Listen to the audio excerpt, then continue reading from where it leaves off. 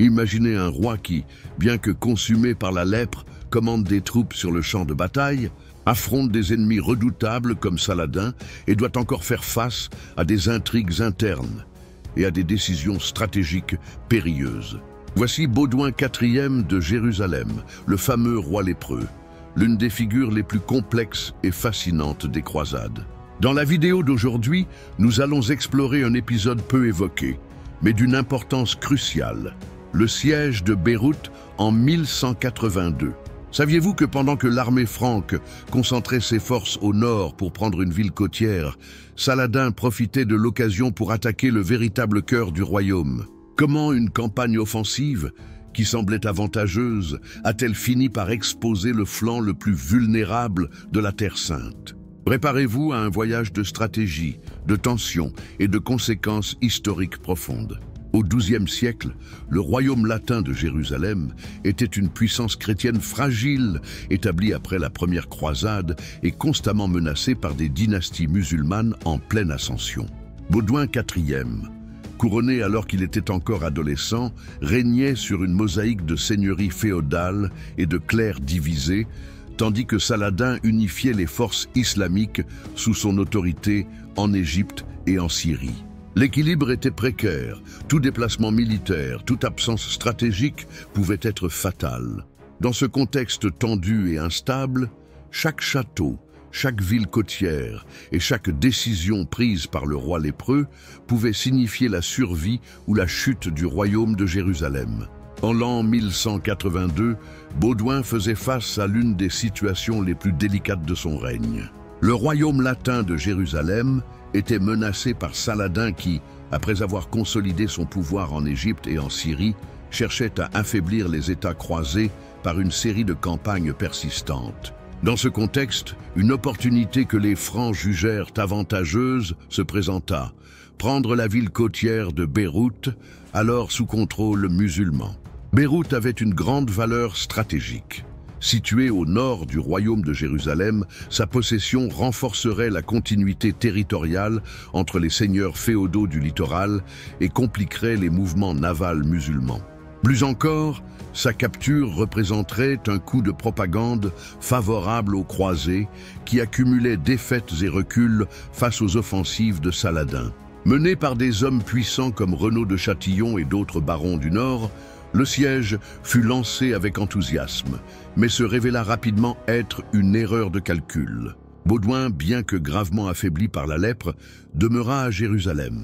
Son état physique l'empêchait déjà de diriger personnellement de nombreuses campagnes, ce qui le conduisait à déléguer une partie des décisions militaires à des nobles qui n'agissaient pas toujours en harmonie.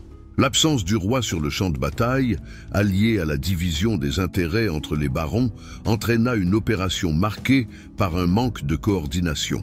Pendant que les croisés assiégeaient Beyrouth, Saladin vit l'occasion parfaite d'attaquer là où cela comptait vraiment, le cœur du royaume. Il mena une force considérable vers le sud, menaçant directement la Galilée et la ville de Jérusalem. Pour Saladin, le mouvement franc n'était pas seulement une erreur stratégique, mais une fenêtre d'opportunité offerte par l'ennemi lui-même. Le siège de Beyrouth se prolongea pendant des semaines, sans succès. La ville était bien fortifiée et approvisionnée, et les forces musulmanes de la région savaient qu'une victoire en ce lieu serait moins significative que d'infliger des dommages sur des territoires francs sans défense. Saladin évita donc d'affronter directement les assiégeants, préférant manœuvrer par les routes intérieures, attaquer des villages, prendre de petites forteresses et déstabiliser la confiance chrétienne. À mesure que les nouvelles des incursions de Saladin parvenaient jusqu'au siège, la tension montait parmi les nobles. La désunion céda rapidement la place au désespoir. De nombreux barons, constatant que leurs terres étaient pillées, décidèrent d'abandonner la campagne et de retourner à leur possession. L'armée franque se dissolvait peu à peu face à la persistance musulmane et à l'incertitude même quant à l'issue de la guerre. Le siège fut finalement levé sans que Beyrouth ne soit prise. Le bilan fut désastreux. En plus de perdre des hommes et des ressources, les croisés offrirent à Saladin la liberté d'agir là où cela lui convenait le mieux. Pire encore, Ils révélèrent une désorganisation interne et un manque de leadership clair, sapant le moral du royaume et compromettant les futures actions coordonnées.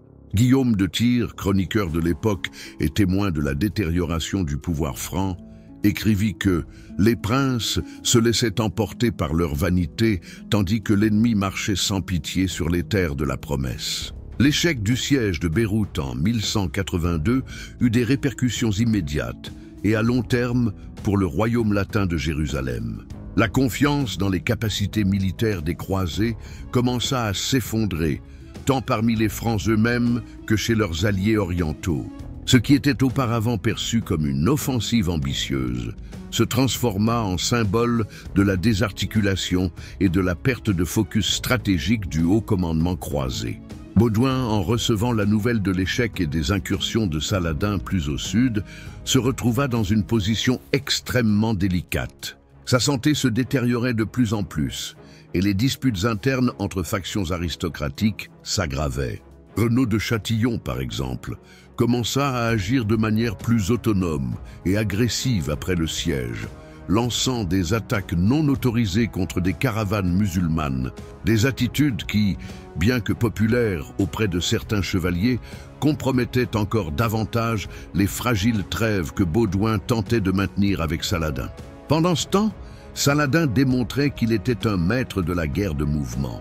À chaque faux pas des croisés, il consolidait encore davantage sa position de leader incontesté du monde islamique.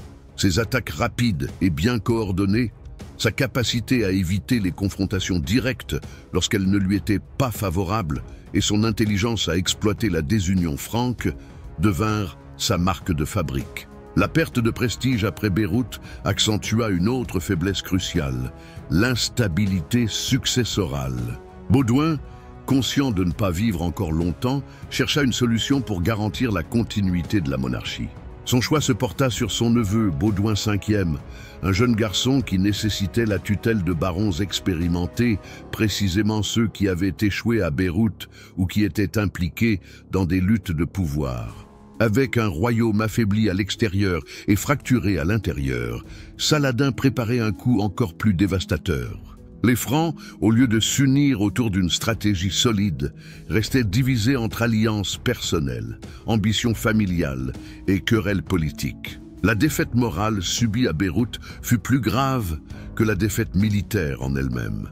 Elle mit en lumière les fissures qui rongeaient lentement les fondations du royaume de Jérusalem. Un reflet direct de cet épisode fut l'intensification des conflits entre les maisons nobles, notamment entre les partisans de Guy de Lusignan et ceux de Raymond III de Tripoli. Chaque groupe percevait la situation militaire sous un angle différent. Pour certains, la réponse résidait dans l'action violente et continue, tandis que pour d'autres, la diplomatie avec Saladin restait envisageable. Baudouin tentait de modérer ces tensions, mais sa maladie l'affaiblissait jour après jour, et l'autorité royale dépendait de plus en plus de la loyauté de vassaux toujours moins fiables.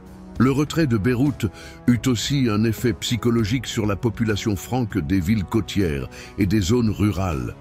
Beaucoup commencèrent à douter de la capacité du royaume à se défendre. Les pèlerinages diminuèrent, les renforts venus d'Occident se firent plus rares, et l'espoir d'une nouvelle croisade capable de rétablir l'équilibre semblait lointain. Cet épisode, apparemment secondaire, annonçait la catastrophe de Hattin, qui surviendrait seulement 5 ans plus tard. Là, les forces chrétiennes seraient écrasées, et Jérusalem tomberait entre les mains de Saladin. Et bien que le siège de Beyrouth n'ait pas été le seul facteur de cette défaite plus grande, il représente un tournant, un moment où il devint évident que le royaume latin de Jérusalem ne possédait plus la cohésion ni la clarté stratégique nécessaires pour survivre aux attaques d'un ennemi aussi astucieux que déterminé. Le siège de Beyrouth, en 1182, peut sembler n'être qu'un épisode de plus dans les longues guerres entre croisés et musulmans. Mais il porte en lui un portrait fidèle des tensions qui rongeaient le royaume latin de Jérusalem. Dirigé par un roi courageux, mais gravement malade, et soutenus par des nobles souvent plus préoccupés par leurs ambitions personnelles que par le bien commun, le royaume chrétien en Terre Sainte commençait à s'effondrer de lui-même, et ses erreurs stratégiques offraient à Saladin exactement les occasions dont il avait besoin. L'échec de Beyrouth ne fut pas seulement militaire, mais symbolique. Il révéla au monde islamique que les Francs étaient divisés, mal dirigés et vulnérables. Et bien que Baudouin continuât à se battre avec dignité et lucidité, les événements de Beyrouth démontrèrent que même avec toute sa force de volonté, il ne pourrait pas soutenir un royaume qui refusait de marcher uni. Si vous avez trouvé cette histoire fascinante et souhaitez continuer à explorer les épisodes décisifs de la vie de Baudouin et des croisades, n'oubliez pas d'aimer cette vidéo, de laisser votre commentaire avec des suggestions pour les prochains épisodes et, bien sûr, de vous abonner à la chaîne. À bientôt!